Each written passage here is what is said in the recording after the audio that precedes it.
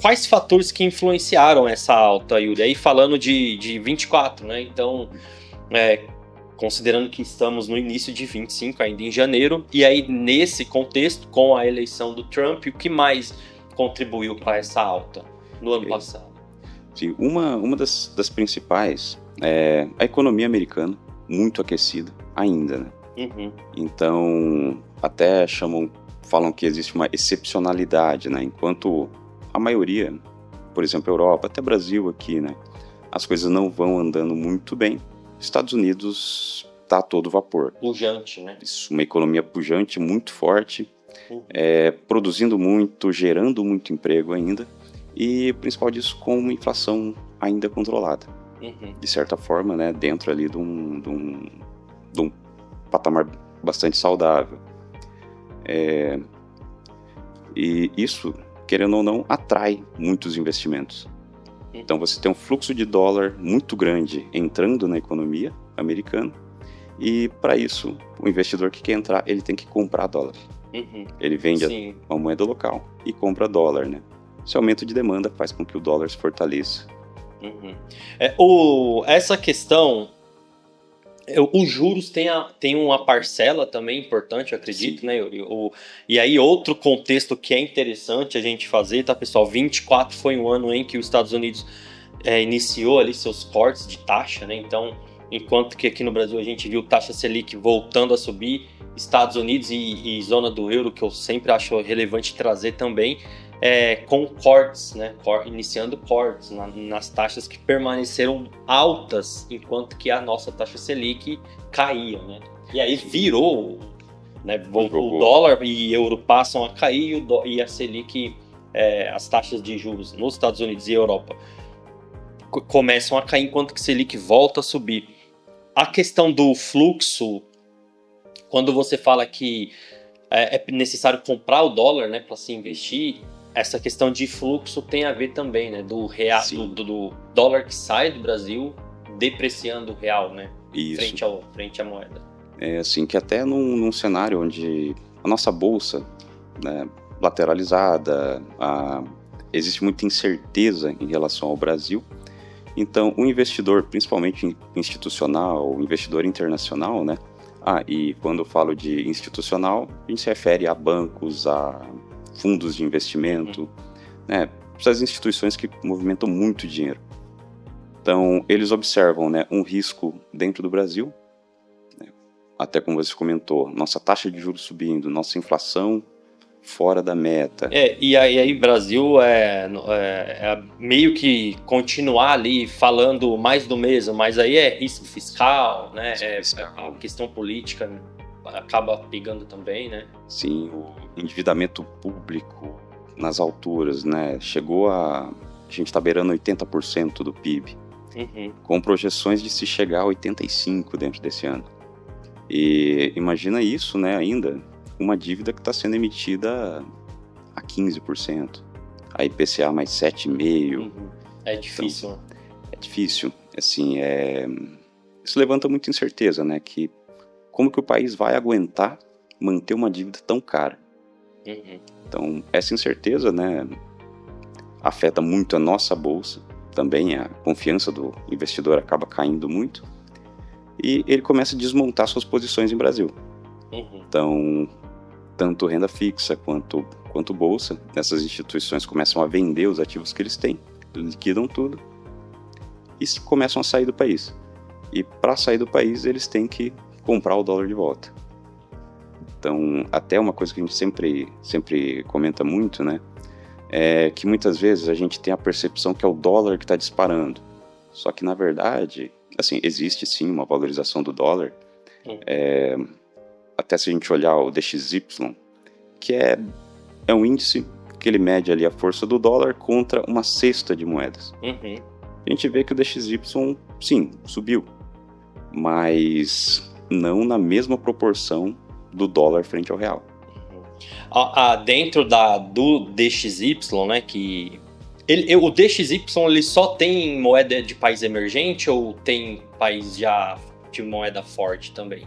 A maioria são emergentes. A maioria emergente. O real, ele sofreu mais, né? Se comparado a outros países emergentes que estão nessa cesta, né? Sim, até se a gente olhar o gráfico, a gente vê uma discrepância muito grande. Enquanto o DXY está mais assim, uma subida um pouco mais lateralizada, a gente vê que o dólar frente ao real... O par, né? Ali. Isso, o par, né? Real dólar. Se não tiver, não tem problema, tá, Yuri? Mas você tem a valorização do DXY para 24? Do DXY? Se eu não me lembro, estava próximo de 6%. Ou tô confundindo. Só um minutinho que eu tenho. Não, mas também não assim, a gente valorizou bem menos, tá, pessoal? O DXY, a alta do DXY, que é esse índice dólar, né, que o mercado apelidou como índice dólar, frente ao par dólar real, é menor, né? O par dólar real, ele teve uma alta bem maior, né? O DXY, no ano passado, ele teve uma alta de 7%. 7, né? Passei perto, falei 6. Ou seja, a gente tem uma diferença de 20 pontos percentuais em relação ali da média do dólar em relação ao real. Frente ao real. E aí, Yuri, você falou ali, os institucionais, eles desmontam suas posições. E é bem dessa forma mesmo, né? Vir na bolsa e vender o que tá, os ativos que estão ali em ações, né? E fazer câmbio, né? É dessa forma mesmo que funciona. Isso. Vai no mercado e compra e faz câmbio, não tem... eles vendem, né, o que eles têm em ativos brasileiros. Lógico, já derruba o preço dos nossos ativos. Já bate ali no mercado, né? Isso, né? O nosso mercado já apanha e, fora isso, eles ainda têm que fazer o câmbio para mandar o dinheiro para fora, né? Esse é o cenário, pessoal. E aí, qual que é o impacto em termos de Brasil, Yuri? A gente tem um dólar alto, assim, por que fica tão difícil para a gente? Assim, o principal, né, é que o Brasil ele é muito dependente do mercado exterior. Então, o dólar mais alto, ele impacta preço, né, diretamente, assim, de tudo que a gente consome.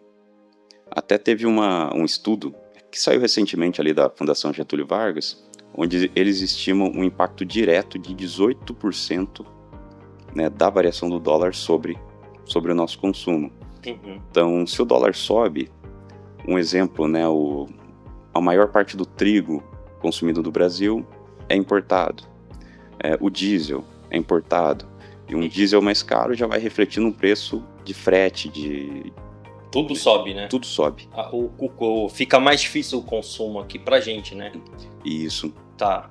E fora um dólar mais alto também, né? Imagina o produtor rural, né? O agronegócio. Os insumos, a grande maioria também é importado. E na hora desse produtor vender, ele vai olhar o mercado interno, que está pagando em reais, que tá uma moeda que está desvalorizada, e ele tem a opção também de vender em dólar. Então ele acaba preferindo... buscando o mercado de fora, né? Isso. E vendendo para fora, a gente tem uma oferta menor de produto aqui dentro. Essa oferta menor faz com que os preços internos acabem subindo também, né? Que coisa, cara. Até tava te ouvindo a sua resposta. Eu fico acompanhando os cortes, né, que a mídia fez, né, das falas do Trump no discurso de posse. E teve uma jornalista que perguntou a respeito da relação dos Estados Unidos com o Brasil. E ele foi muito, assim, direto, ponto. Ele falou, nossa relação é ótima, eles dependem mais de nós do que nós deles, né? Então, sim, é uma relação, assim, de quase dependência, né? Dos Estados Unidos e do dólar, né? Da moeda. Sim, e infelizmente, né? Infelizmente é verdade. Muito do que a gente consome aqui dentro, principalmente o que é industrializado, acaba vindo de fora. Né? Tá. Então, aí só pra gente concluir, o impacto é direto no nosso custo mesmo, assim, pra viver. Fica mais caro viver. Tudo fica mais caro.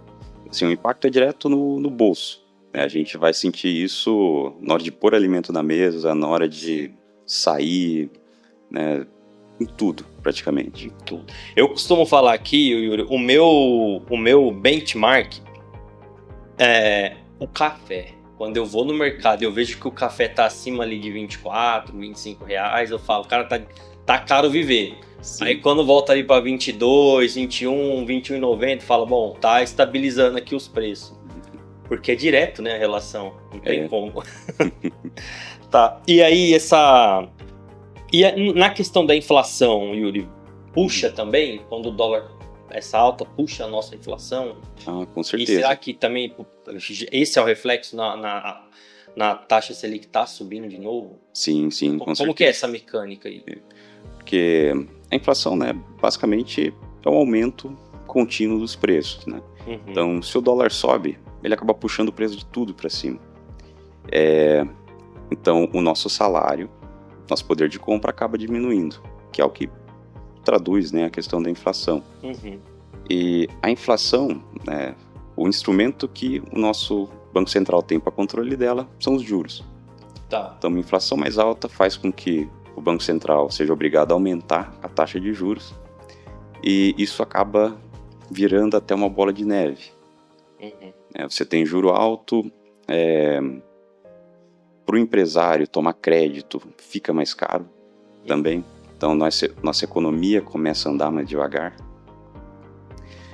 O custo das dívidas acaba aumentando, o endividamento familiar acaba aumentando também por essa questão de subida de juros, né? Então, é um impacto direto. A gente não tem como correlacionar que baixando o dólar baixa a inflação. A ferramenta, mesmo o instrumento do Banco Central para conter a inflação é a taxa, né? Taxa Selic. É o principal. É o principal, né? Mas até, né, em um ambiente de uma economia um pouco mais saudável, assim por se dizer, né? Se a gente não tivesse tanta incerteza em relação ao fiscal, uma taxa de juro maior tende a atrair investidores. Tanto que Estados Unidos hoje, ele atrai muito investidor de fora porque a taxa deles... ainda é alta, né? Isso ainda é alta. E essa taxa alta traz mais investidores e acaba até baixando o preço do dólar. Porque você tem uma entrada, um fluxo maior de dinheiro entrando no país. Só que isso não está ocorrendo muito no Brasil por essa questão de incerteza fiscal, já um endividamento muito alto. E não tem assim um remédio para isso. Não se... Tem, é governo mesmo, é política, né? Não sei se seria politicagem, mas eu acho que não, mas é política mesmo, fiscal, né? Econômica. Isso, política fiscal mais eficiente, né? Principalmente assim, um comprometimento maior do governo em gastar menos. Tá. Né? Que é aquilo, né? Quem gasta mais do que ganha se endivida. Então, o remédio que a gente teria seria isso, né? Uma responsabilidade fiscal maior. E aí o investidor de fora ele tem que ver isso, né? Ele tem que olhar para o Brasil e enxergar isso também, né? Isso, ele tem que ter confiança. Eu falo assim, Yuri, até sempre eu menciono, eu fico imaginando, por exemplo, nas grandes gestoras aí de capital, né, do exterior, a pessoa que é responsável por analisar Brasil, né? Por cobrir Brasil. Como que não é o dia a dia dessa pessoa, né? Eu acho que deve ser um dos trabalhos mais difíceis, né? Eu também acho. Uma coisa, né? Você analisar o mercado americano. Você tem taxas mais estáveis mesmo, né? Historicamente. Agora, Brasil, se a gente olhar no período de 10 anos, a gente vê uma volatilidade de juro muito alta. Sim. É surreal. A gente vem aí que quem acompanha o Ouviu Investiu, a gente já gravou episódio com Selic a 13,75. A gente já gravou episódio com Selic a 10, e aí até brincamos na época, né? O 1% acabou, e agora a gente já iniciou o ano, já gravamos com Selic a 12, e as previsões é que encerre 25% a 15%. Então, muito... o analista de Brasil lá fora trabalha, né? Tem uma vida complicada. Tá. Beleza, pessoal. Então a gente vai falar um pouquinho a respeito de produto mesmo. De forma resumida, eu acredito que é isso. Lá fora, o Yuri, ouvindo aqui até a sua explicação, então, em termos de motivos, eu acredito que é isso, né? Os Estados Unidos que tem a sua economia ali que não retrai, né? E ao mesmo tempo há uma inflação que começa a se controlar e os juros reduzir, e vem com as pautas políticas com a eleição de Trump. Então acho que tudo isso meio que foi fortalecendo o dólar ao longo do ano, né? Se for fazer um resumo, né? E em contrapartida, quando a gente vai falar de câmbio, um Brasil que está seu fiscal ali na lupa dos analistas, né? Tá todo mundo acompanhando muito de perto, né? O que o governo trata, e geralmente as propostas que o governo apresenta no mercado recebem muitas críticas, né? Pela imprensa e principalmente por agentes de mercado. Acho que tudo isso, esse mix aí foi o trigger, né? Que eles chamam para essa alta. A gente teve foi uma junção, né? Uma junção de contexto ruim, né? Isso, um contexto muito ruim, né? E aquilo, né? E as medidas que foram propostas pelo governo para controlar isso não foram bem aceitas. Tá. Pô, bacana. Pessoal, então até aqui, de novo, né? Se você tiver alguma dúvida em relação a isso, a respeito de dólar, pode deixar pra gente aqui na descrição do episódio e também mandar nas redes sociais da Sacre, no @SacreInvestimentos. E aí também como eu já disse, eu já me comprometo a transformar todo esse conteúdo em um artigo lá no nosso blog, onde também tem muito conteúdo a respeito de investimentos internacionais, como investir no exterior, como investir diretamente nos Estados Unidos. Tem muito conteúdo sobre investimentos nos Estados Unidos lá no nosso blog. Eu vou pôr o link aqui também.